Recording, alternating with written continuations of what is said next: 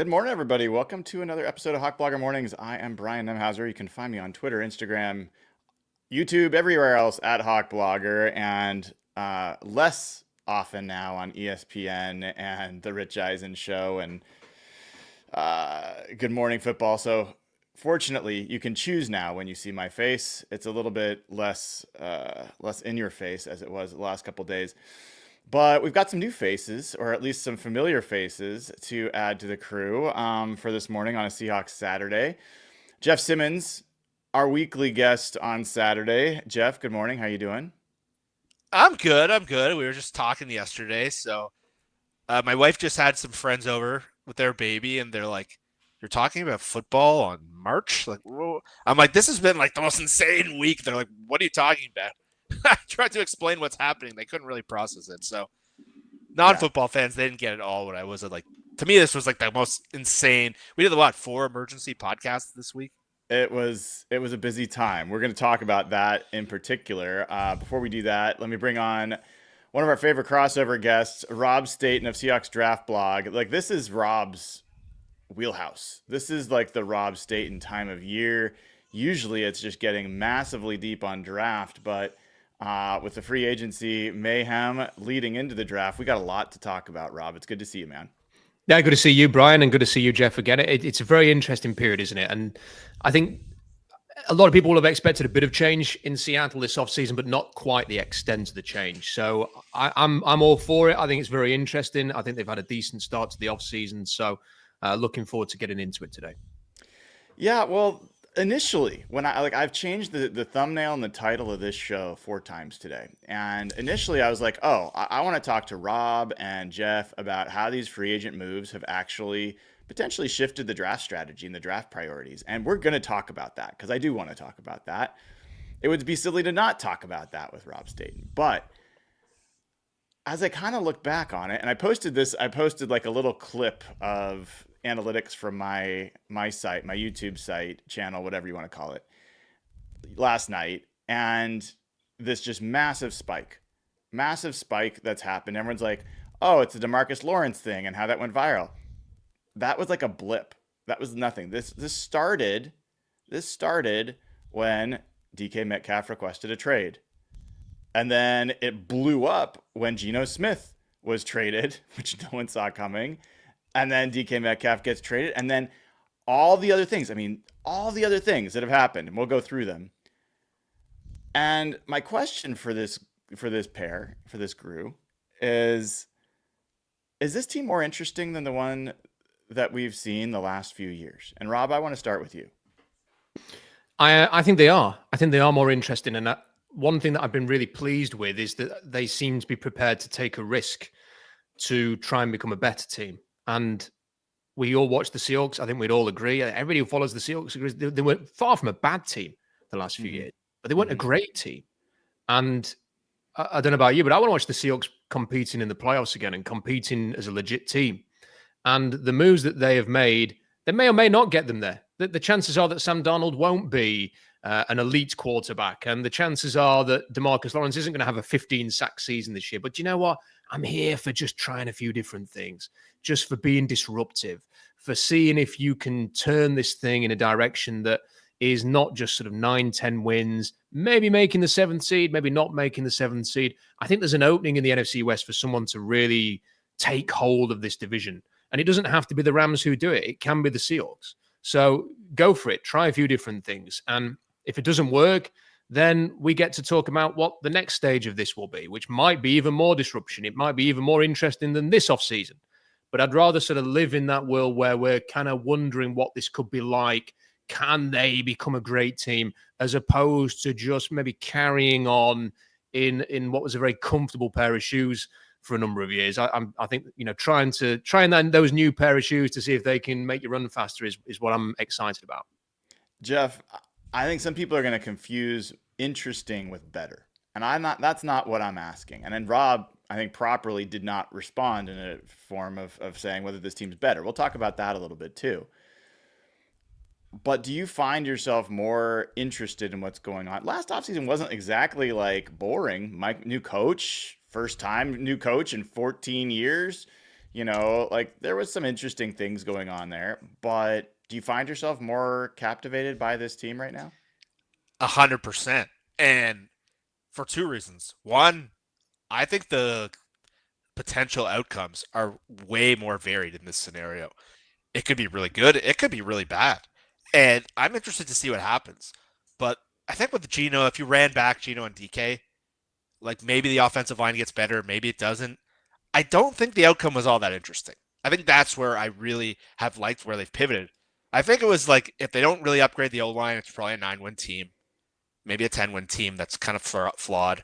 If they do, maybe it's an 11-win team. That's really it. I think I'm very interested to see where this goes. Me and Rob talked through this Gino to Darnold scenario in October, and Rob pitched the scenario to me. We went through it, but it always felt like I'm like there's like a 1% outcome. Like this is not going to happen, and then it did. And then Cooper Kupp, for his flaws, is like well, that was one of the cooler free agent signings, just from like a vibe standpoint and like an excitement. Mm-hmm. Like I don't know how good he is anymore. I saw like me and Griff got into it last night because he was posting his efficiency stats, which I felt was a very poor way of showing he's been really injured. And you saw the difference when he was healthy last year and when he was not healthy. Totally different players. But big picture wise, I do find it interesting. The funny part about this whole thing is I'm really happy with where John's gone, but it wasn't by design. Like this was not their plan. So on one hand, I commend him for doing it because this is the stuff me and Rob talked about all year. And I actually like where they ended up here, assuming that they used their draft capital. Obviously, the offensive line stuff was hard to swallow at the beginning of the week.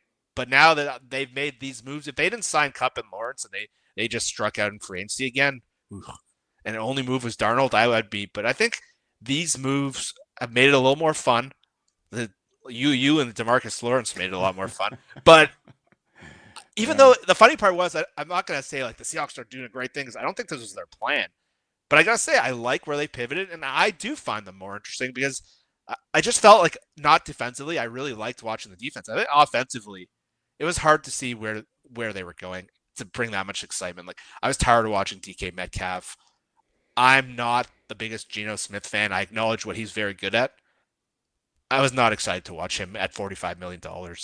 So for me, I find it way more interesting. And the part of I like is that the floor could bottom out. I find that interesting too. Yeah, I'll say this: if Geno Smith was 2 years younger, I'd be killing them for the change that they've made. Like from a football perspective, from a roster building, for me, a big part of this is this team may reach its peak in 2 years, and to not have to not be building around the guy you need in that moment, or like not have a guy that's likely going to be able to take you there in that moment. Even if you draft a guy, you just don't know. So I feel differently about that. But if you go player by player, Sam Darnold's not more interesting to me than Geno Smith. Like Sam Darnold's not more interesting than most people. Like to be honest, like I like Sam personality Darnold. wise or playing. Yeah, just like vibe wise. Yeah, he's like a very vanilla. It's like he's almost the definition of average. His results last year weren't, but like he's there's nothing like super standout about Sam Darnold. I think personality wise or otherwise. You look at Josh Jones certainly isn't a guy that's going to get anybody excited on the offensive line. But it does feel like, Rob, these last two moves, which are fascinating to me in that DeMarcus Lawrence and Cooper Kupp, big names, both on the wrong side of 30, both with injury questions, and both to pretty big deals money-wise. We're going to still get the final numbers, and I'm sure it'll be much less than what it said, but we'd probably be killing them for making these moves any other year. But this year, why is it captivating that they signed those two guys?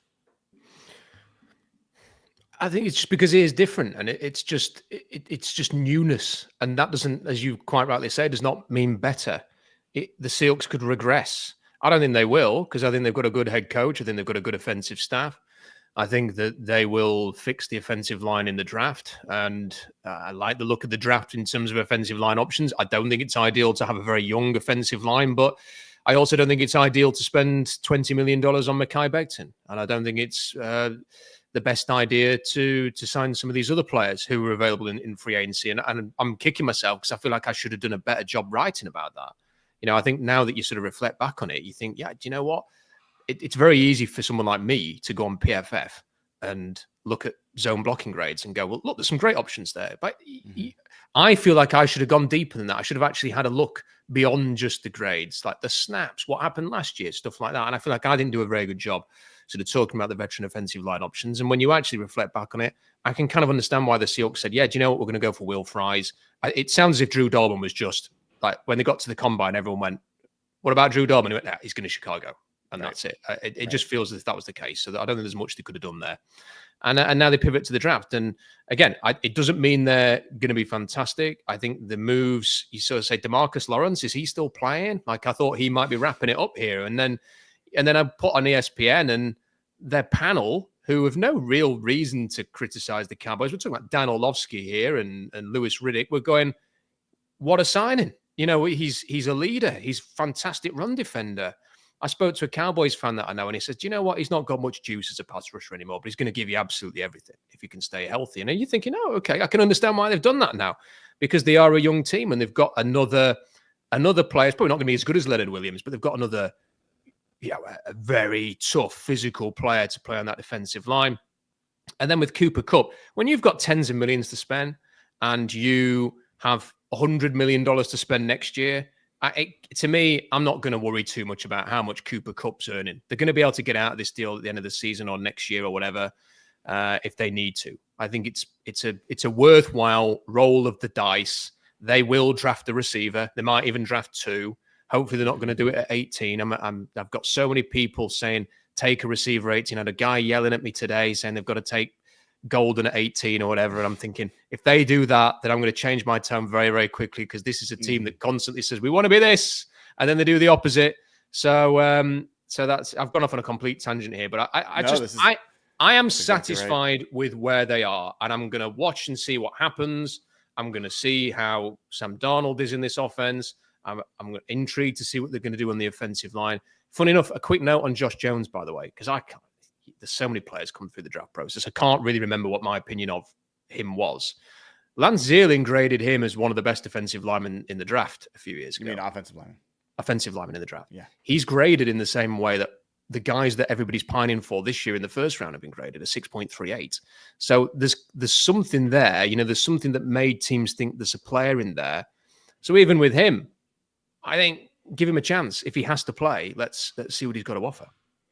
Yeah, I want to get into whether we're going to talk about whether the team's gotten older, younger, faster, slower, tougher, softer in a second. Before we do that, one, make sure you give the show a like and click subscribe. Would greatly appreciate that. Make sure you give Rob's channel a like and subscribe over there on Seahawks Draft Blog.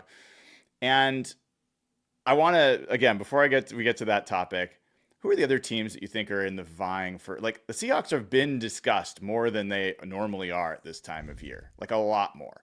And the teams that kind of come to mind that maybe are in the running for, not the typical, Cowboys are always going to be discussed, that kind of thing. But like the Bears strike me as a team that's interesting. Who else, like which other teams out there are interesting? I think the Vikings have had a very interesting offseason. Yes. They were very aggressive with their spending. I thought it wasn't a great look for the Seahawks at the beginning of free agency that they had the same amount of cap room after signing Sam Darnold, and I think they signed John Allen, Javon Hargrave, Will Fries, and Ryan Kelly, and at that point the Seahawks had no one. I thought that was a rough look on them. They've bounced back. Otherwise, I think the Texans have been interesting for the opposite side of the scale. I don't understand at all. Usually when you have a rookie quarterback, you're like loading up your roster. They're peeling it back, and they signed Laken Tomlinson. Like, I don't. They're acting like they have a. And who else would I put in there? Like the Raiders have had a ton of cap soon. They barely added Raiders anyone. Would be the other team I'd put in there. The Pete Carroll Raiders. They had $90 million of cap space, and other than Geno, have they signed any players of note? No, I think they signed like a Raheem Mostert or something like that. Yeah, like no receivers. Like Lockett, everyone's like Lockett's going to go there. He hasn't gone there yet. And they've lost all of their players that they wanted to keep as well, or the fans wanted them to keep. They've lost a lot of safety. Players. Yeah, Rob, any other teams that like pique your interest this year? Yes, the San Francisco 49ers. And I look at the list of players that the thing about the Niners is it felt like every year they just despite the fact that they had all these expensive players, they'd make a splash move.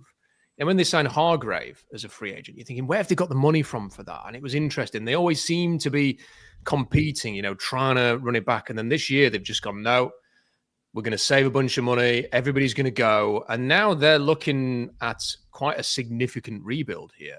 Hey, wait, Rob, hold on. They did sign Kyle Juszczyk. So let's make sure you take that into account. But that's a weird one as well, because it seemed that we're going to move on from him.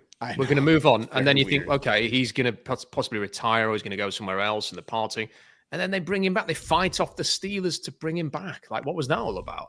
So they're a strange team, and I'm here for it. I'm here for a Niners paying Brock Purdy $50 to $60 million, having all of that argument this offseason about how much they're going to pay him. That potentially being a distraction. Meanwhile, they've just lost so much talent that they become a very average team. I think the Rams belong on that list a little bit too. Yeah, they feel good. I mean, Devontae Adams, is not the guy I would have. I'm actually happier with the Seahawks spending what they spent on Cooper Kupp and Marquez Valdez-Scantling than Devontae Adams. But they got Devontae Adams and they got Poona Ford, which I think were two really solid additions for that team. And they move on from Cooper Kupp. But they've got a young receiver in Jordan Whittington, who I think is an interesting player, physical player. Is probably a name that most people don't know yet, but I think will play more snaps for them this year. They lost to Marcus Robinson, and they jettisoned Jonah Jackson. So I am curious about that team, and I look at that team, and I'm like, man, what are they going to do in the first round this year? Are they going to go quarterback? Are they going to go? I could see like Jahad Campbell. Like they lost Christian Roseboom. Like they could get a standout middle linebacker. Dude, he might go. Jordan Reed said he might go the 8th overall today. Sixth best player in the draft. He's not making it 20. Inside linebacker's not going top 10. I'll say that right now. I'll be shocked. Yeah, but I don't think in this draft he's making it in the top 16. I don't think he'll get past it. He can rush. I mean, he was recruited as a pass rusher, and he got moved because of Will Anderson and Dallas Turner, and he can do a bit of that. It wouldn't surprise me if his more natural position is to rush the edge. So he may well he's go. One of the 10 best players. It'll be. I will learn something if he goes top 10. I'll be pretty surprised in this draft if he goes top 10. But in any event, that team I'm curious about, and they've got this old quarterback that they've stuck with another year, and how's that going to work out? So the Vikings, though, I want to touch a little bit more on that because that feels inextricably linked to the Seahawks in so many ways. Seahawks fans, we wanted them to go hard after offensive line. What did they do? They went interior, Ryan Kelly, they get Will Fries. They spent the money. They actually got the guy that the Seahawks wanted, right? They did what the Seahawks were not willing to do by basically bypassing a physical and signing a guy that's played maybe 4 good games in his career to an $88 million contract. They have good receivers. They kept them. They jettisoned their veteran quarterback. But now, as of this morning, rumor is that Aaron Rodgers, who could have been to the Seahawks, may be going to the Vikings. And you've got Sam Darnold, who's their quarterback, coming here. And I wonder how that whole thing is going to go. Like, I have so much respect for how that team is coached, but I'm curious how that's going to go. Aaron Rodgers is not who I would invite into my young quarterback room with JJ McCarthy sitting there. No, their whole thing, like I've really liked how they handled the interior offensive line, and Brian, I think you were pointed out when you started studying Darnold that their interior offensive line was quietly really bad last year, but they tried signing Daniel Jones back. Tom Pelissero said they made a pretty sizable offer for Darnold on a 1-year deal. So they're obviously not fully comfortable with where J.J. McCarthy is coming off the major injury, or they're not comfortable fully handing it to him. And man, to do all that, and they won free agency last year other than with Darnold and with Greenard and with Van Ginkel when they moved off Kirk Cousins. That's 2 free agencies in a row. They've really done well, but if you bring Rodgers into that building with all the goodwill you've built up, man, I could take down everything. And so I would stay away. If I were them, I would just try to get Kirk Cousins back as the backup. But it seems like he's staying in Atlanta now for some inexplicable reason. But man, I'm interested in Atlanta too. But like People look at the Seahawks, I think, across the league, and they just don't know what the hell they're doing. And so let's turn it back to Seattle for a second. And Rob, the Seahawks got younger at quarterback. They got older at receiver. They got they kind of gotten younger on offensive line so far. They've got older at edge. So how do you kind of explain that non-youth movement that's going on with the roster renovation? I think in free agency, it's been about value for them. And John Schneider's made a very pointed remark a couple of times about sort of learning from mistakes. And I think from Draymond Jones and not sort of going all in on these younger players. And actually, when you looked at it, there weren't many very good young players available. Unless you wanted to go and spend big on a safety, there wasn't really those players in free agency. They obviously said that Will Fries was somebody that they would be very interested in, medical obviously permitting, but they've not been able to do that. And then I think they've just kind of looked at the landscape. Adam Dirty's there. He knows DeMarcus Lawrence. He must have given a great reference for DeMarcus Lawrence and said, look, this is what he's going to bring. This is what he's like in the building. I actually quite like the drama that happened because I think for too long, I'm not a big fan of the sort of the subtweeting stuff that Gino used to do.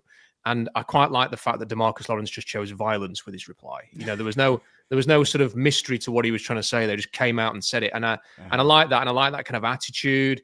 I like the fact that he, you know, whether it's likely or not that he is saying that this is a better option for him than Dallas in terms of being competitive.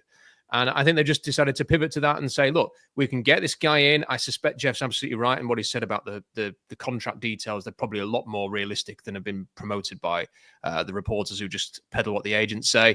And he comes in. And then with Cooper Kupp, I think it's just, again, an opportunity. I was actually speaking to someone today who went to college with Cooper Kupp and has worked with him in the past. And he said, you know what, the one thing he's going to be really good at is Jackson Smith-Njigba is a really good player. But he says the influence that Cooper Kupp will have on Jackson Smith-Njigba is going to be enormous. He says that he believes, in his opinion, that simply having Kupp on the roster will enable Jackson Smith-Njigba to take the next step. So I think that's very, very encouraging. And then they have spent money on aging players, but with 5 picks in the top 100, top 92, what an opportunity to inject 5 good young players onto your roster. And while it's absolutely the case that I don't think this is a year when you want to be picking 7th or 8th overall, because you're going to have Abdul Carter, Travis Hunter, Tyler Warren, maybe Colson Loveland, you know, players like that. Ashton Genty are going to come off the board. Then there's no real difference between the player who's going to go 8th, 9th, and the player who's going to go 18th. There's not going to be any difference between the player who goes 25th and the player who goes 45th. So having the pick 18 might not be a great spot to pick in terms of value, but I tell you what, 50, 52, 80, whatever it is, 82 or whatever. 82, 92. 92. Yeah, these are going to be picks where you get good value, good players, people who can contribute quickly. And that's where that young investment will come via this draft. And I have to credit John Schneider for being able to turn a difficult situation with Gino and DK Metcalf and turn it around into 5 picks in the 92. He's got to deliver, you know, and he's had these situations before where he's had a lot of picks and we come out afterwards. Yeah, you've got some decent players there, but have you got like blue chip players? Have you got game-changing players? He's going to have to deliver, but he will have an opportunity in this draft to get quality into this roster, cost-effective price, players in their early 20s. Jeff, as we're sitting here talking to Rob Staton of the Seahawks Draft Blog, a few days ago, John Schneider was probably at his lowest approval rating among Seahawks fans, maybe ever. Pitchforks were out. And there were some folks that were happy about the Geno change and whatever, but the offensive line, swing and miss, like that was the conversation. Here we go again. Schneider's not going to do it. He still hasn't signed an offensive lineman, but it feels like, at least what I'm seeing in my mentions, people changed their tune pretty fast. Really, the Kupp signing seemed to have really changed people's perspective. And it's funny, I think all of us are very analytical, and we're focused on, is the team better or the team worse? But it's also an entertainment product. Like, that's what makes this all go. And the Kupp signing, that bought some pretty important goodwill with fans. 100%. That was my first read last night. I think they needed good PR to come out of that. And then I'm not saying PR is like the Seahawks PR team. I'm saying like good, like people to be excited about something. I think people who were happy about the Geno thing were probably just happy they didn't have Geno Smith anymore. Mm-hmm. And there was a huge gap between the casual fans and like the corner of the internet that we hear that's the loudest. I don't think too many people are like, yeah, Sam Darnold. It was like, it made sense. Like, it was a very logical move and a very logical pivot, but like, they needed something to be people to be excited about. An offensive line would have been the obvious one. But like, again, Will Fries was going to be their guy. And if they got him, are you like, I can't wait to watch Will Fries play? Like, not really. Like, as both of you fairly pointed out, like, no one had heard of Will Fries for the most part until last week. And I remember Brian, even when we went through our free agent list at first, he was kind of like, whatever. He's like the fifth best player on the Colts line. Yeah. Like, man, let's move on to Mekhi Becton or something. But they needed someone to bring some juice to the fan base because whether you love Geno, whether you love DK, whether you love Lockett, Russell Wilson, you're at the stadium every home game. Like, there hasn't been a lot of like pure joy with this fan base lately. Like, a lot of people wanted the Jalen Carter pick. They took Witherspoon, cool player, but like other than like the Jackson Smith breakout in the second half, there hasn't been a lot of like really cool things for this fan base. And I think the Cup thing, I know everyone's gonna be like, well, he might be bad. And my point was like, who cares? Like, they had all this cap room. Like, I only care when moves prevent you from doing something else. That's where I have an issue. But like, the goodwill they brought in, I think the intangibles he brings, like Rob pointed out, that was my first take last night too. But like, to answer your question, I think badly they needed some goodwill. They've given away so many fan favorites in the last year. They don't have a lot of like recognizable star power. To bring like a local kid who was the Super Bowl MVP in the division home, I think that was a very important move for them. Yeah, I look at a couple things here. One, if they brought Russell Wilson back, fans would have loved it. It would have been a terrible thing to do, and they wouldn't have never done it. But fans would have been in. Like, that's how like a difference between like casual fan, and I'm not saying that in a, I'm not throwing shade at casual fans. Like, the vast majority of people that watch football are casual fans. Like, there's not as many crazy hardcore folks like us and like the people that tune into this show. But they would have loved that. If the Seahawks, I think even if they had signed Justin Fields to be quarterback, a lot of fans would have been like young, athletic, played for Ohio State, bigger. Like Sam Darnold, even when he was drafted, yes, he played at USC, but I don't even know if most fans even watched him at USC. Like, he didn't have any big brand. So they made the right choice from a football standpoint, but they haven't. And then Marquez Valdez-Scantling, I think, is a actual sneaky, really good fit for Clint Kubiak's offense. Really played well in that last year. Most fans like have no idea who that guy is. I hadn't really watched that much of him until he signed. I started watching stuff. So yeah, it is this kind of thing. And the last thing I kind of talk about here, and then I want to show depth chart. I'm going to look at depth chart with you guys and where we are right now, and then we're going to talk about how that implicates the draft, and that's how we'll spend the balance of the time. But Rob, receiver room. Let's just focus, like, narrow into the receiver room for a second. It was Tyler Lockett, DK Metcalf, JSN, Jake Bobo. Let's throw him in that mix. It is now JSN, Marquez Valdez-Scantling, Cooper Kupp, Jake Bobo. Like I said, it's older. I don't know if you could say it's slower, but how would you describe, in football terms, how those receiver rooms are different? Like route running, blocking, like what stands out to you as maybe like the characteristics of that room versus the one that the Seahawks had last year? Well, I'm not an X's and O's expert, so I'm not going to go too technical in it, but I'll just sort of say what my eye test would say watching the Niners was that whenever you watch the San Francisco 49ers at their best, it was always very frustrating to watch them rolling against Seattle, because it would be, there's another slant. How is that guy open? How are they just dropping back and throwing it inside? It's an 8 to 10 yard throw, and there's 5, 6, 7 yards after the catch, and it's every single time. And they're marching down the field doing that. It was very rarely that Jimmy Garoppolo or Brock Purdy will be throwing it downfield to somebody like DK Metcalf or even Tyler Lockett for that matter, and trying to get that chunk yardage. And if they're going to bring that offense to Seattle, I think that DK could have worked in that offense, which is why I think they were very open-minded about keeping him potentially. But he's very much sort of that. He's a quick guy. He's more that TO type of receiver. He gets downfield. He's going to take the top off the defense, and you hope that he can burn them off because he's never been a sort of high point box out type of receiver. And then Tyler was capable of doing a bit of everything. He could work in the slot. He could get downfield. He could run down the middle. And Jackson Smith-Njigba, I think, will do a lot of that for Seattle here. But I'm just that's the big change for me. They no longer have that DK type. Now they've got someone, Marquez Valdes-Scantling, who I had him in I won a fantasy league and he helped me for about 3 weeks. So I was kind of watching a bit of his play, and every week he was like, he's done it again. Like, where's this guy? Where's he emerged from? Where's he been? And he was a very good fit for them to throw downfield, and he will give them that deep threat. But I think Kupp and Smith-Njigba, it is going to be sort of intermediate throws, that frustrating. It's 2nd and 6. Oh, they've thrown it to Jackson Smith-Njigba. It's a first down. They move the chains. They're going to run a bit more. It's going to be play action. It's going to be getting bootlegs. Sam Darnold thrown across the middle with those two guys running across the formation. I think it suits them very well. And people have said, and they make a good point, is there enough speed? Is there enough of a complementary speed factor? Well, the great thing is anybody who watched the combine will see that you have a whole bunch of players who are probably going to go anywhere between rounds 2 and 4. Jalen Noel, Ty Felton, Torrey Horton, Kyle Williams, Jalen Lane, Jalen Royals.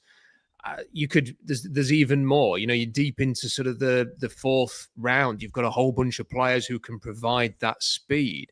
Now, I think the thing about the Torrey Hortons of this world and the Ty Feltons is I think they can be more than just guys you take a shot. And I think they can be really good receivers in the way that Tyler Lockett became an excellent receiver in the middle rounds.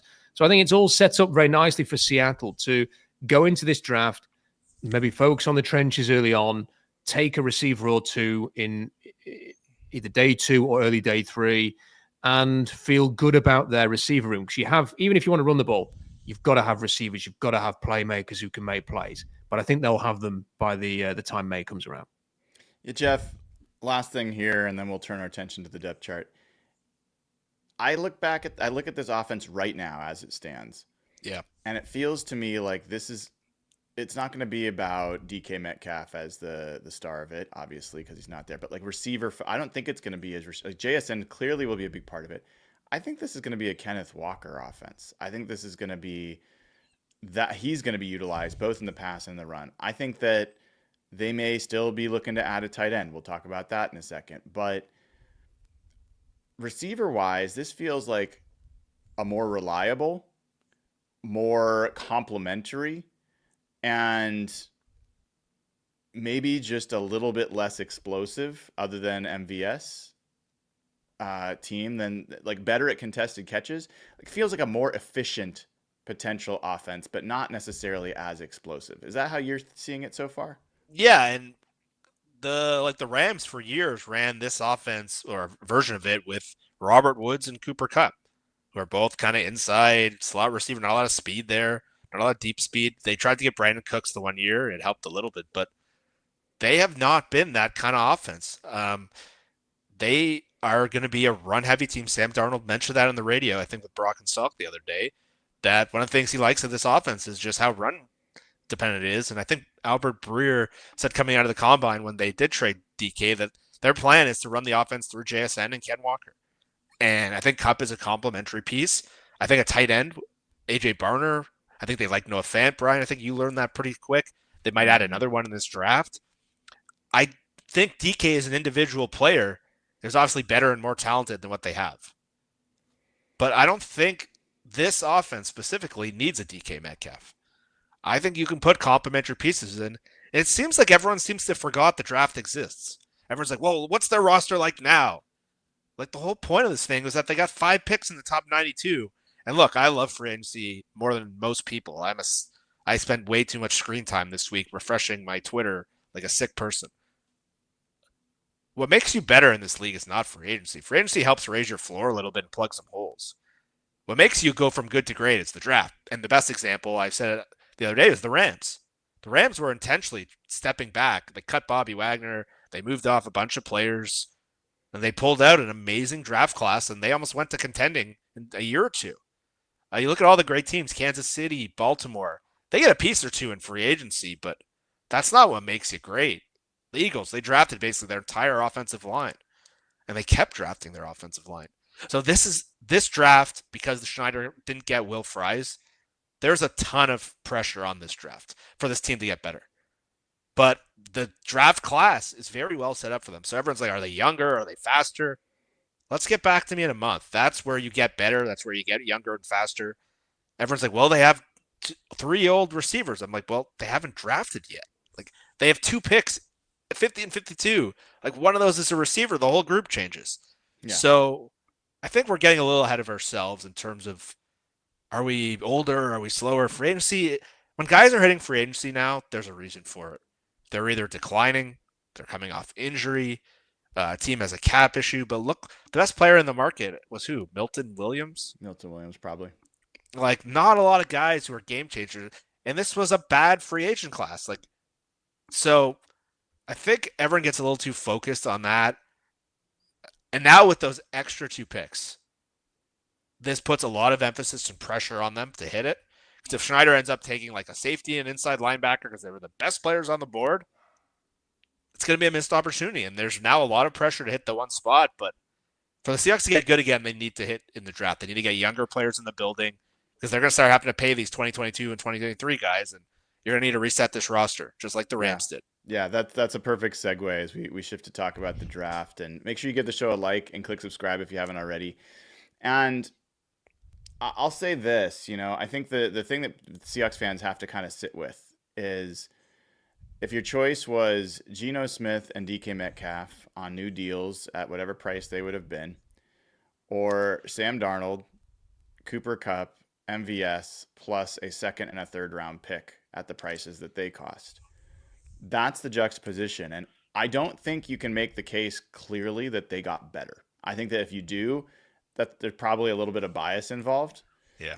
I think you can make the case that they are in position to be better in 2 to 3 years than they would have been. They have an opportunity to raise their ceiling in a way that they wouldn't if they had kept those 2 guys. So that's the situation. And granted, they didn't choose it, but that's where they are. So let me bring you guys into looking at the depth chart for a second. All right. We're going to do this real quick, and it'll just set the tone for our conversation. But I might be off on some of these things. These are just my latest depth chart piece. So what I wanted to point out is nose tackle, like they lost Jonathan Hankins.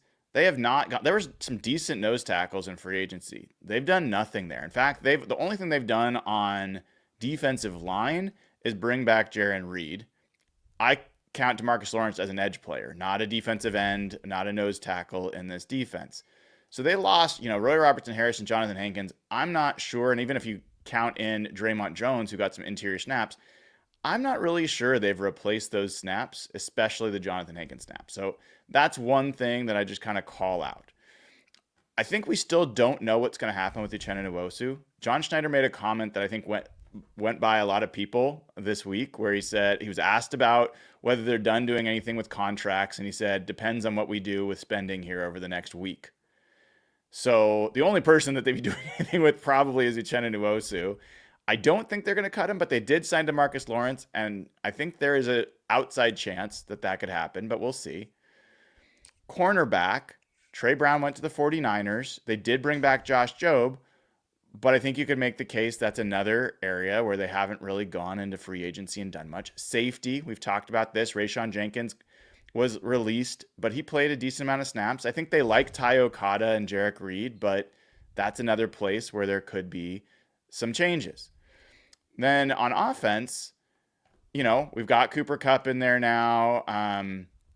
We've got Marquez Valdez-Scantling, but actually Jalen Darden's gone, so I can delete him.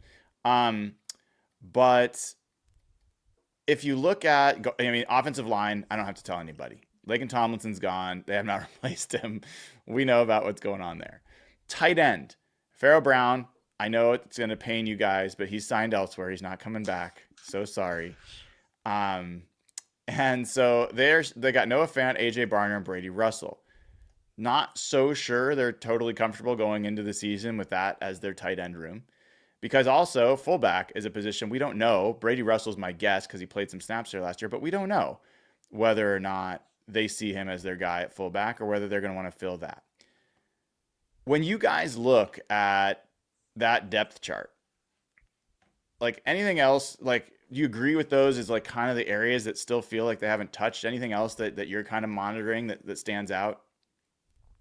Rob, start with you. I think there's definitely some things they need to do, and I suspect they're going to be quite active in the second wave of free agency. John said that he thinks that starts next week, and I would imagine that we're going to see a safety signed and a cornerback signed probably, and then I'm not sure whether I think they're going to draft a tight end at some point. I don't know how early that will be. It might be about opportunity and who's there. I think some of the top tight ends in round 1 will be gone, and the top 2 will be gone. And then I think in round 2, the next 2 will be gone when they get to 50. So it might be something that they look in round 3, round 4, round 5 to do something there. But I do think they're going to make some signings because at the minute, it is about hedging for the draft. And they've set things up for the last few years to sort of feel like they don't have to be forced to do anything with their first picks, at least. I think once you get to those middle rounds, as we saw last year, they were always going to take a guard with that second pick, which was round 3. They tried to get up for Cooper Beebe. They couldn't. They go and take Christian Haynes instead. And they want to be able to select that freedom, I think, for rounds 1 and for 2 in this draft. And if they don't bring in a safety, if they don't bring in a cornerback, if they don't bring in an offensive lineman who can play guard, then they will not be hedged and they will feel obliged to do some things. So I think that's what's going to happen next. I imagine, I don't know how quickly those signings will occur, because when you get to the second wave of free agency, there's always the temptation that players will just wait until after the draft and see if they get opportunities after the draft that are better than they're currently here now. So we will need to see. But that would be my guess, that we're going to see some more signings with that cap space. It's why Uchenna Nwosu's contract is very interesting, as you rightly pointed out there, Brian. I think there will be some big efforts to fill these holes coming up. Jeff, what about you? I know you didn't get your fullback, so I know you're a little sad about that. But what are you thinking? Yeah, I think safety is an obvious one where there's a bunch of veteran names where you can get in someone. Because Kobe Bryant makes such little money, you could kick like a $4 to $5 million player further in there. There's a lot of names still out there: Justin Simmons, Julian Blackmon, Marcus Williams from Baltimore, who was released. I think he's the most logical based on the age and the system fit. Corner, I think you'd ideally like to add another body there. Nehemiah Pritchett, I don't know if they feel different internally, but Brian, you were very low on him watching him in camp. And when he played last year in that Rams game, and other games too, it just looked terrifying. Yeah. So, there's some familiar names out there, but it's a lot of guys in their third contracts. Shaq Griffin's still out there, Rasul Douglas. But I think they'll throw another body there. I think they would like to add another body in there before the draft. I don't think they're going to sign like a Stephon Gilmore all of a sudden and get even older and slower. But I think corner, safety, and I think interior D-line, there'll be another signing. They might bring Hankins back. He played too many snaps last year, but unfortunately, like a Roy Lopez would have been a really good pickup. He went for like $4 million. I was looking at the interior D-line free agent group. It's just, it's been wiped out, Brian. People agreed with us. Calais Campbell would be the dream, but I don't think he's coming to Seattle. But I think day 3, round 4, I think the nose tackle is a logical spot there, but I don't want Byron Murphy playing the whole year at nose tackle again. I think that kind of devalues why you took him in the top 16. So I would have liked a signing there. I think that should have been a priority for them. But maybe there's people in the draft that they really like. Yeah, that's kind of where I'm. As I was kind of let's try that again. As I was reflecting on it last night, it feels like they're saying there's defensive linemen in this draft. There's depth there. We're gonna add there. It feels like they're saying interior offensive line is an area we feel like we would have liked to add. We're probably still going to add, but we're probably going to go there. And even if they sign Tevin Jenkins, which he's coming in on Monday, and my understanding is Lucas Patrick is also coming in, then I don't know about Rob, like you were just talking about it, but the draft strategy, we're going to do a mock draft here in a second. We'll have a chance to kind of talk this through. When I've been doing it, I'm feeling a little handcuffed not taking, like, I feel like I have to take an offensive lineman in the first round now. Each time I want to trade back, where I'm at is I want to trade back to the 20s if you can find a trade partner and take one there, like Donovan Jackson or Gray Zabel or, whatever else we decide to pick. But waiting all the way to 50 to take your first offensive lineman feels massively risky, given they also missed out on their top free agent target. Completely agree. And I think this is something you have to wrestle with a little bit. They do have to be very careful of waiting, because some of the players, I was looking at Todd McShay's top 100, and I was looking down that you get into the 70s, 80s, and 90s, and there are players there that I've been projecting to go in the 40s. And I'm thinking, maybe I'm overrating these guys, or maybe the people like Todd McShay are underrated them. Who knows? Mm-hmm. But maybe they're going to be available later than I think. And if the league consensus is that might reassure the Seahawks. They might say, hey, look, the league feels this is the 75th best player in the draft. We think he's more like the 30th. We're going to take him at 50. There is something like that can happen, but it is a risk, because if the teams start taking these players off the board, particularly because if it's going to cost you as much as it is to get Aaron Banks these days, if it costs you 19.25 million to get Aaron Banks, my word, go and fill. I don't understand why guard doesn't become a more coveted position early in the draft, because you can get somebody who is as good as Aaron Banks in the top 40 and pay them a fraction of the amount that Aaron Banks is getting. So that is a risk. I do think there are going to be situations, though, Brian, where they have to be prepared to be risky. You mentioned Jihad Campbell earlier. For me, if Campbell's there at 18, it's very difficult not to take him. He is exactly the kind of player that the Seahawks say they want to build around. Extremely physical. He doesn't tackle people, he hammers them. His ability to sort of play a variety of versatile positions within this defensive scheme. You can't turn your nose up at a player like that. And there are one or two others that you think, I just can't afford to not take them. Alternatively, though, I think there are 3, 4, maybe even 5 interior offensive linemen that from 18, or even if you traded down anywhere from 5 spots to 10 spots, that you would think that's a good quality addition that we're going to get. That's a player who can start quickly, who can produce results. And I think that's part of their thinking. We're going to be restrained. We're not going to do anything silly with Will Fries. We want to check a medical, and if he wants to go somewhere else, that's fine with us. We're not going to turn around and throw money at somebody else just because we've missed out on that. We trust that this draft will produce an answer for us. And I think it's that has given them the confidence to do what they've done on the offensive line. Because make no mistake, if they don't get this offensive line right, John Schneider's going to get hammered. Not just by fans, probably by some of the team. They'll turn around and go, why are we doing this again? I imagine there'll be people on the roster going, why can't they fix this? And I think ownership will be saying, how have you still not managed to do this? Yeah. So he has to get it right. And therefore, because of that, I think they are going to address it in the offense in the early rounds. And I'm confident they're going to get some people who can do a job for them. So I'm going to remain optimistic there. That is Rob Staton for Seahawks Draft Blog. Make sure you check him out. We're going to do a quick mock, if it's okay with you guys. This is going to be a Rob Staton mock. We're going to give Rob the keys to the car. Jeff, you and I are going to say who we would pick, but Rob is the person who gets to pick. We all good with that? Yeah, we got a front office. So what a front office looks like. All right. So we're not going to trade up, but you will be able to, if you want to, trade back. So we're going to use NFL Mock Draft Database. All these things have flaws, but here's where we are. This is who's available. Tyler Warren, Jalen Walker, Kelvin Banks, Jahdae Barron, who I know you're a big fan of, Josh Simmons, Tyler Booker. I know there's Jihad Campbell you've been talking about. Nikim and Rory. And I want to bring up one thing to you, Rob, related to this. So a team, the LA Chargers, signed Mekhi Becton. Interestingly, a guy that we all thought might get 18, 19 million a year, he got 20 million for 2 years. Where Aaron Banks is getting 19 million for 1. So they got their big guard. They probably are going to be looking for a receiver. They might be a team, if they're wanting to trade up, you're like, hey, they're going to take a receiver. You could trade back to, what is it, like 22?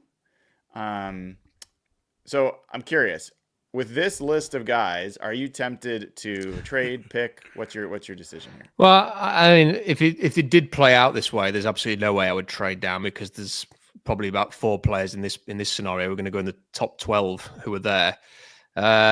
So I mean, I would take Jihad Campbell. It depends. It depends what you want to do. Do we want to be realistic here, or do we just want to accept that this is what the board has thrown up and we're going to go with that? I think I don't know that there's like, because we could take. I mean, really, you should take Tyler Warren, shouldn't you? But he's going to go in the top. I mean, he's a lock to go in the top 8. So it's hard to know how realistic do we want to be. I'm not all the way there, but I think that's definitely the most likely scenario. I would say that like these guys, other than, I think we can rule out Warren, sure. I think that other guys you can say if you want to pick them, you can pick them. Well, let's rule out Warren then, and the likes of Jalen Walker and that, and we'll take Jihad Campbell just for the sake of. Again, though, it depends what, because I don't think they're going to do this. I'll tell you what I'm going to do. I'm going to overrule everything. I'm going to do what I think is a bit more realistic for what they would and ignore some of the players that are available here, because I just don't think Campbell is going to be there. I really don't. Okay. So can we have a look at interior offensive line? Yes. Okay, so all of the main 3 options are there. Here's what I think this is going to come down to. This is today. It's March 15th. Maybe in a month we've all changed our minds. I think the realistic discussion, and I wonder what you two think, in that draft room in Seattle is going to come down to: do we want high upside athlete who looks very much a fit for the scheme in Gray Zabel? Or do we want to take incredibly physical leader, can set the tone for the entire offensive line, exceptional tape, did a terrible combine workout, but in the drills, it didn't make any sense that he tested the way that he did, and then had the online on-field workout that he had. And also, the other thing that keeps making me think is, I tweeted this yesterday, was why is Kyle Shanahan drafting Aaron Banks in the 2nd round? And why is Matt LaFleur spending nearly $20 million on him if this kind of player doesn't fit the scheme? And then also on top of that, Sean McVay has gone very big and adjusted and sort of adapted his zone blocking system with bigger blockers. So I think there's going to probably be half the room saying take Tyler Booker, half the room saying take Gray Zabel. And before I make my call, I'm going to throw it over to you two. Jeff, what would you do? It doesn't have to be these names. What would you do in this situation? I would trade back. I think Me there too. are 3 offensive linemen I would be very comfortable taking at this point between Booker, Zabel, and Donovan Jackson. I think this sim specifically hasn't really adjusted yet. Like Tate Rowledge in 65 seems off after the combine. I think I'm worried about him even getting to 50 at this point. But I think if those 3 guys are on the board, I'm comfortable with one of them. I would pick up an extra pick and I would move back. That's what I would do as well. Let's do it. You want to do? Well, that's what you want to do? Well, you can overrule us, Rob. You're the GM. We're the assistants. No, I think you've convinced me. And I think we should trade back a few spots. All right, so here are the offers. 37, no. 39, no. We're not going to do any of that. So no, we could propose a trade. Do the Texans have a 3rd rounder? Because I wonder if they might trade up for a tackle. Like Tyler Booker to them feels like a guy they would trade up for. Yeah. You want to see if they'll do it for the 3rd? For the 3rd? Yeah, I don't think the 2nd will get it done. Won't let me deselect. Stupid. All right, let's try that again. There. You want to do that? Yeah.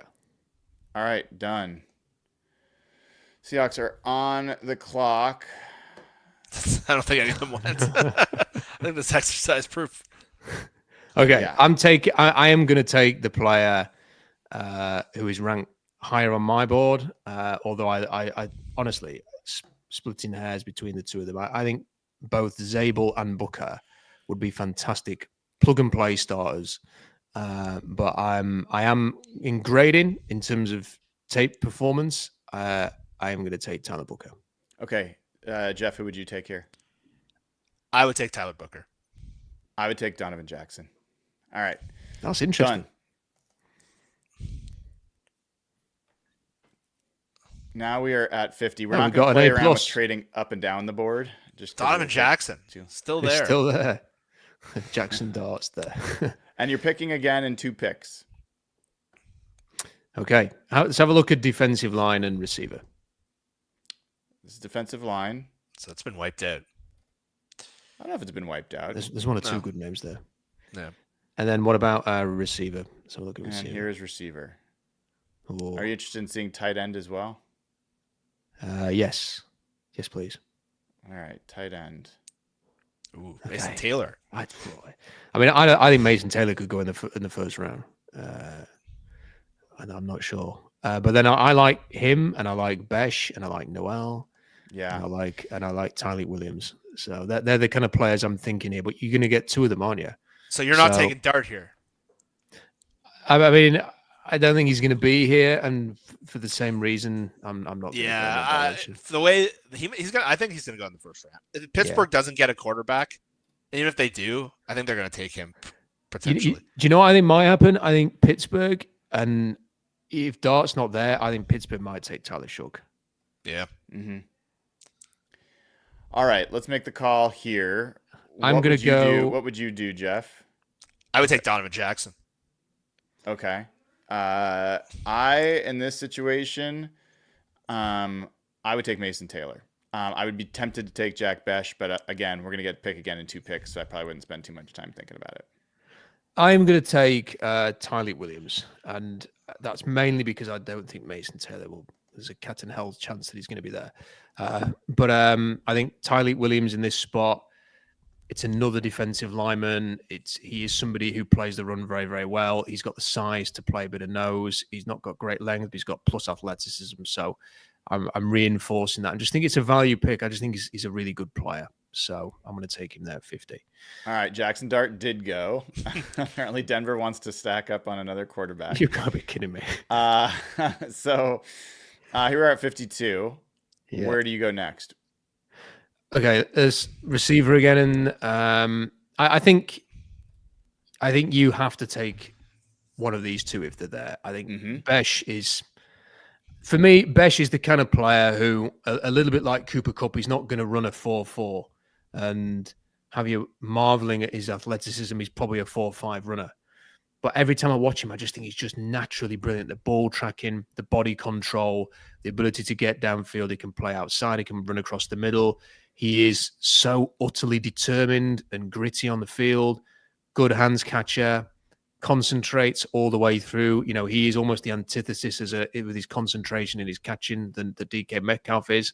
So I am going to take Jack Besh with this pick. Besh is one of my favorite, maybe my favorite receiver in the draft. And I agree with you. Does not have all the measurables, but great blocker, by the way, as well, which is going to be important. He's somebody, you probably agree based on what you've just said, Brian. He seems to me like somebody who's going to go in round 2. And in about 3 years' time, everyone's going to be wondering, why did he go in round 2? Yeah, he's not Puka Nacua. I'm not saying he's Puka Nacua, but there's some aspects of who he is and how he plays that I think reminds me of that, where like, okay, this guy is just going to outplay wherever you draft him, probably. It's interesting. Jaden Higgins is missing. That would probably be my top fit for what they need in terms of a complementary piece, but he's gone. So Jeff, what would you do here? I'd be Noel's fine brilliant. with Besh. I would probably in this situation, I would take tight end, but I would have said that before. So what would you do here, Jeff? I think I like Noel here.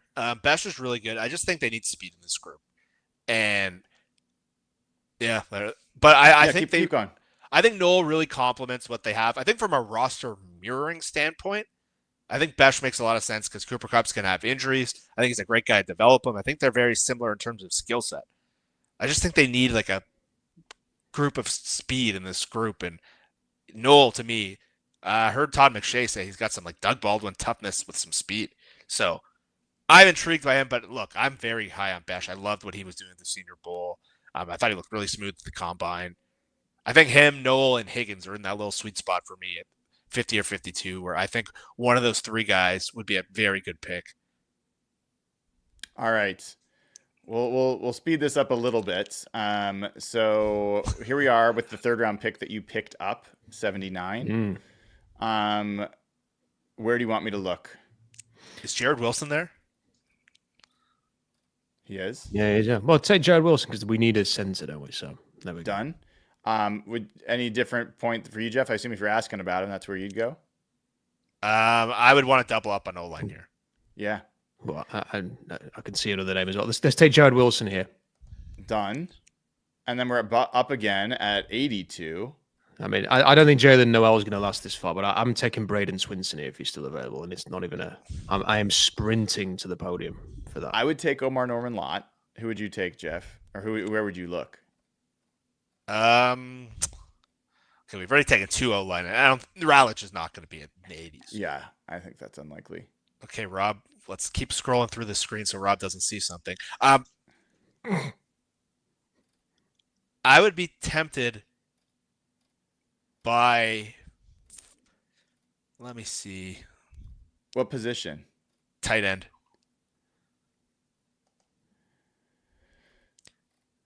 Ooh, I kind of like Terrence Ferguson here, but Yeah, it would be a bad it's pick. probably a bit early.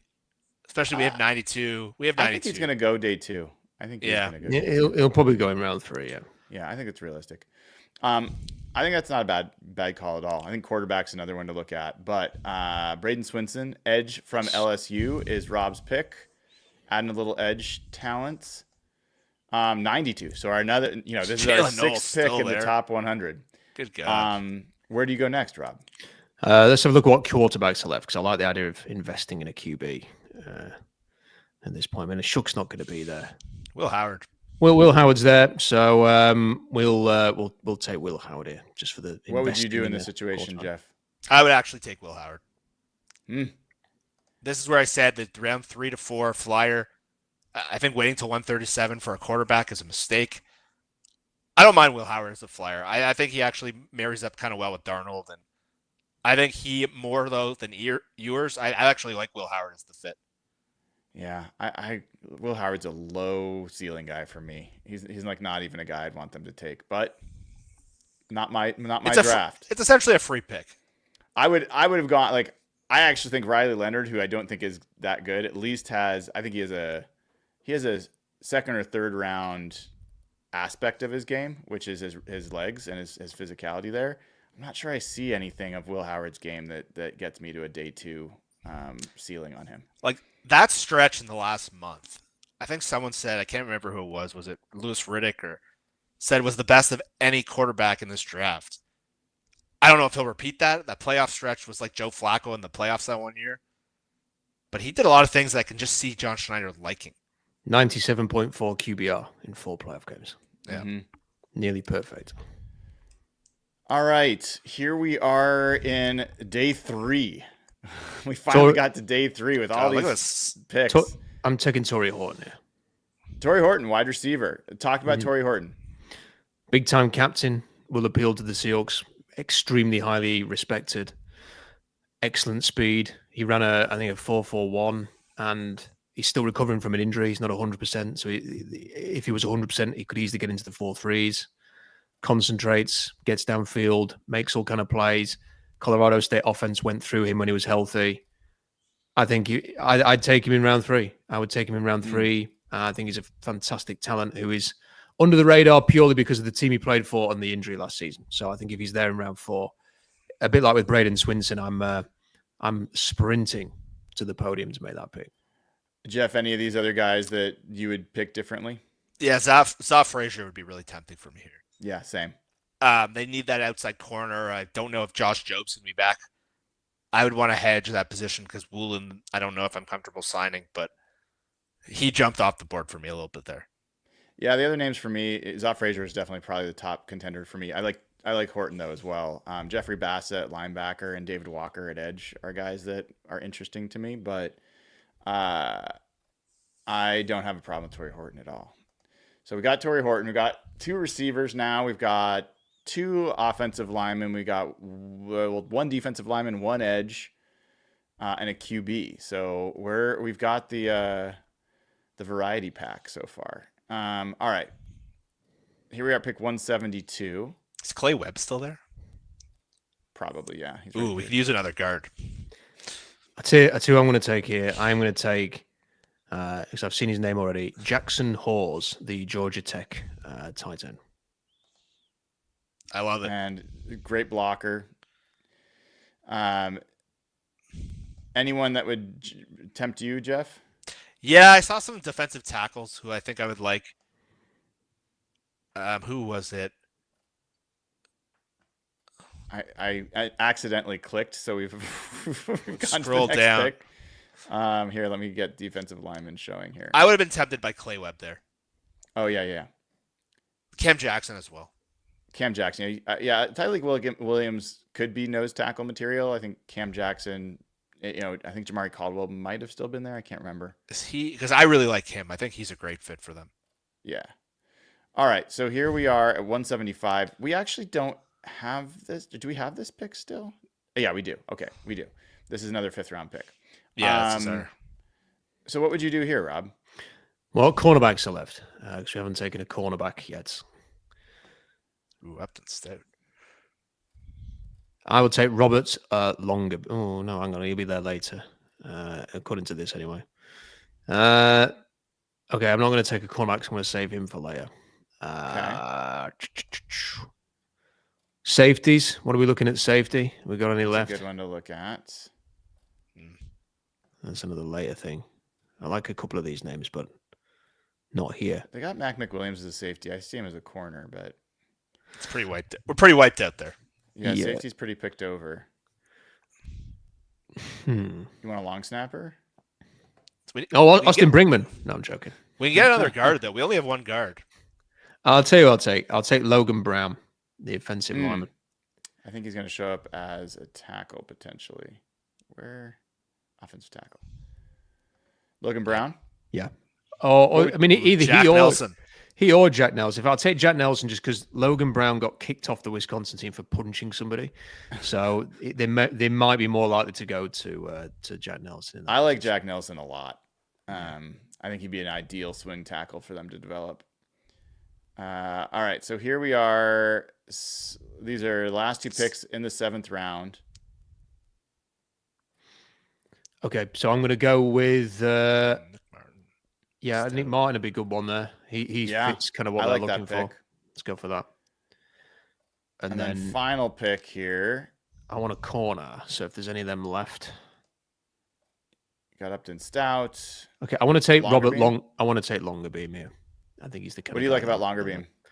Again, another leader. Very quick. Enjoyed his combine workout. And when you watch the tape, I think he's just somebody who he feels like somebody. He's not going to come in and necessarily be, the next Richard Sherman or somebody like that. But I think he's definitely got the potential to be competition at quarterback quite quickly. So here's your draft. Jeff, how are you grading Rob's draft? B+. B+. The one that still made me a little. I need to dig more on him. This is maybe me more than Rob. I don't know a ton about Tyreek Williams. And it was the one where I felt the opportunity cost was pretty big. But if you come out of a draft with Booker, Wilson, Besh, Swinson, Howard, and Horton, that's a pretty insane draft. And if you make that trade down out of 18 and don't move up any of those day 2, and you have, 5 day 2 picks, it just felt like we had an embarrassment of riches. This would completely reshape the team. The offensive line, if Booker hits, could be remarkably better. I love Wilson at 79. I don't know if he'll be there. I think he's still low in the simulator. But man, Booker, Besh, Wilson, Swinson. I like where they took Howard, Horton, Hawes, Nelson. These are all guys I've really liked. So it just felt like an embarrassment of riches at that point. I haven't done a mock. I haven't done a mock since we've done the trade. This just feels like this feels like the chance if they move off 18. The volume is crazy here. It's crazy. It really is. Rob, what would you give this draft? What grade would you give it? Well, do you know the one thing is I've been trying to do this over the last 10 days is trying to identify players because there are always players like this in every draft class who can be exceptional players, but without exceptionally high draft status. You mentioned Puka Nacua earlier. Who are the players who can become great that are hidden in the 2nd to the 6th round? And within this class, sort of some of the players that I've identified who could be that are the likes of Besh, Swinson, Horton. I think they've got that ability to be really, really top players without spending high picks. So for me, I'm very happy with that. And I think you've got immediate starters in Booker, Williams, Besh. I think Swinson can be in the rotation early. I think Horton can. I think Jackson Horse will just give you absolutely everything as a blocker early on. So for me, I'm obviously giving it an A because it was my draft. I love that. I love that. And I put Jack Nelson on that list too as a guy that has potential to be an NFL starter, and so I think that's a pretty good. He reminds me of there. David Edwards a lot, not just because they went to the same school either. Yeah. I think that's that kind of player. He can play inside, he can play tackle. He could end up being a starter one day. My only question with this draft is athleticism. Booker I like, but we know he had some real limits athletically. Besh I like, but I think is not an athletic, like high end outlier. Jared Wilson has some of that. Will Howard also, I don't know, that has like that. So that's my only thing with this draft is, did we get alpha athletes? I think we got some alpha men, but did we get alpha athletes? So that's my only question. But I mean, hard to argue with Rob Staton, who grinds on this more than anybody else around the Seahawks. So, guys, I'm going to go through and answer a bunch of super chats, but I'm going to let you guys go and get back to your lives. Everybody, if you haven't already, make sure you follow Jeff Simmons at Real Jeff Simmons. Make sure you follow Rob Staton and go to Seahawks Draft Blog. Rob, do you have anything coming up that people should check out? A couple of things that I'm working on at the minute that I'm hoping to secure interviews that I'm hopeful of. Fingers crossed they come off. But there's just, I kind of just wake up every day at the minute and there's something new I want to write about. So I'm not got anything that I'm like particularly planning at the minute. But if you check out SeahawksDraftBlog.com, there's always something up there. People have actually been complaining there's too much stuff and they can't keep up with it. So please go and check it out. Awesome. Well, thanks, Jeff and Rob, for coming on. Have a great rest of your weekend. Thanks, Brian. Same to you. All right. That was Jeff Simmons and Rob Staton. Awesome to have them on. Awesome stuff, as always. Let me get through some of these super chats, which I always appreciate. Kadex Law says, this crew is the 96 Bulls of Seahawks media. That's awesome. Bring me Gray Zabel. Well, that would be fun. I think we'd like to see that. Cody Chatwood said, to get JSN, Cooper Kupp, and MVS on the field at the same time as often as possible, how much of a tin hat theory is Kupp taking on a partial Taysom Hill role? I think it is a full tinfoil hat theory. I saw Josh Norris on his show saying he had a tinfoil hat theory that they're going to use Cooper Kupp as kind of a hybrid tight end. I'm like, no, I think it's a very simple answer. Clint Kubiak ran more 11 personnel in Minnesota than he did in New Orleans. He'll probably run more 11 personnel than he did in New Orleans, and he'll get these three guys on the field. I think there'll also be situational, packages that they'll have on the field at certain times. So I think we got a lot left to figure out, but I do not think they're going to ask Cooper Kupp to be a Taysom Hill at all. Thanks for the super chat. Hawks fan Matt Man. Good to hear from Mr. Matt. John has made his own bed in many ways, but looked pretty beat down in that presser. Got a feel for that guy at least a little. I do, and I appreciate you saying that, because this guy is just, the hours he puts in, the amount of work he grinds on, he's not trying to do anything badly. Like he wants the Seahawks to win another Super Bowl. And I think you have to imagine from a self-esteem perspective, he wants to demonstrate that he can do this without Pete Carroll here. I don't think it's like vindictive or anything, but I don't think he wants his legacy to be that he was a Pete Carroll, beneficiary. I think he'd like to prove that he can build a team on his own. And so I think he's working his butt off, and I think it's been a rough week, but I think he's making some pretty good moves. And I think every contract he's signed so far has been pretty outstanding. We'll find out the details of the Cup deal, but I would expect it to be pretty good too. Noah Lansing says, excited to not be the Steelers of the NFC. I don't know what that means. I guess maybe the team that has the same coach and the same amount of wins every year for many years, but never has a chance at the Super Bowl. Maybe that's what you're getting at. The reason I'm confused is because I think the Seahawks are going to be a little bit like the Steelers of the NFC. Defense oriented, run oriented, limited but explosive passing. So there are some similarities there. Hawk Scoot's been a member for 6 months. Says DJ said, Daniel Jeremiah said Darnold chose the Seahawks over the Steelers. That's interesting. I hadn't heard that, and I'll have to check that out. Thanks for letting me know. The Cat's in the Hat says, is there a chance that Darnold or Kubiak improve on their weaknesses by going up against Mike McDonald's defense in practice? He knows how to beat that system. Yeah, I think there is. And I think Clint Kubiak and Mike McDonald have more of a relationship than Mike McDonald and Ryan Grubb ever did. And so I think that will help in that regard as well. Kenneth Johnson, I'm assuming this is a sticker or chat of some sort. Thank you for it. Hawk Scoot says, hopefully Cup is bathing in peptides right now. Okay. Kenneth Johnson says, we follow sports as a soap opera. The conversations are all about what has happened and what could happen. Fans want to be in on the start of a new story of possibility. I think that's well said. Thanks, Kenneth. Robert Fredrickson says, Cup might slip secrets for Hawks defense.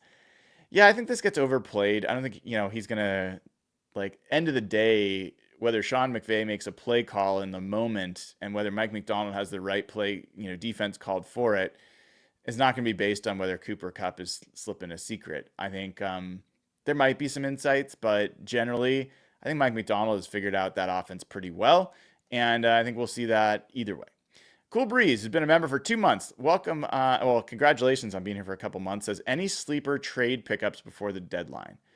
The deadline's not going to be until the middle of the season. So deadline's not really relevant right now, but I would just say, you can look at the guard position. I think the Browns are a team to at least keep an eye on because of their cap situation and their contention situation.